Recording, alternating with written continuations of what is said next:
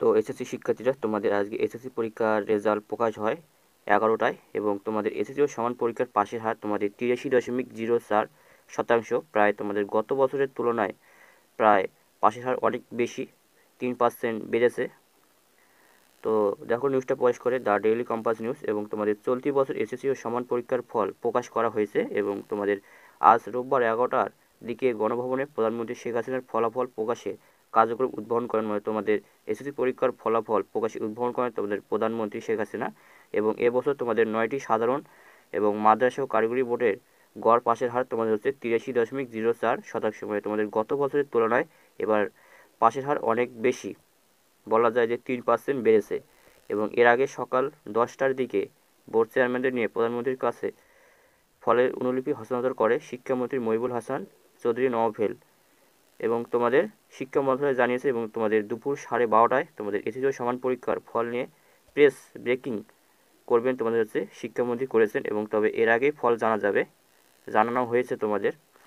এবং তোমাদের এবছর পরীক্ষা দিয়েছে তোমাদের সাধারণ বোর্ড, মাদ্রাসা এবং কারিগরি বোর্ড মিলে তোমাদের মোট পরীক্ষার্থী ছিল 20,24,192 জন। এবং এই 20,24,192 জনের মধ্যে তোমাদের পাশ করেছে প্রায় 16,20,163 জন।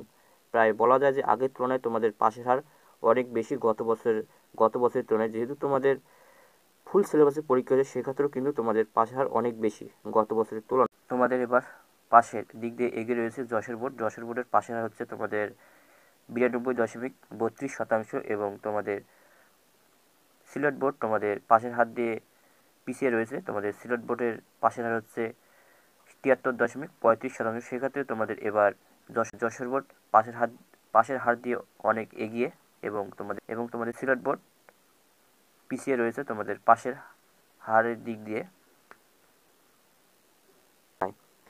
তো যদি তোমাদের ভিডিওটা একটু হলেও ভালো লাগে, তো একটা লাইক, সাবস্ক্রাইব, কমেন্ট করবা, এবং তোমাদের বোনের মাঝে দেখার উপকৃত করে দেবা। এবং তোমরা যারা ফেল করেছো, সেক্ষেত্রে তোমাদের কীভাবে বোর্ড চ্যালেঞ্জ করতে হবে সেটা ভিডিও খুব শীঘ্রই আসতেছে। তো অবশ্যই তোমরা ভিডিওটা লাইক, সাবস্ক্রাইব করবা। তো দেখাবো একটা কোনো ভিডিও, ততক্ষণ তোমরা ভালো থাকো।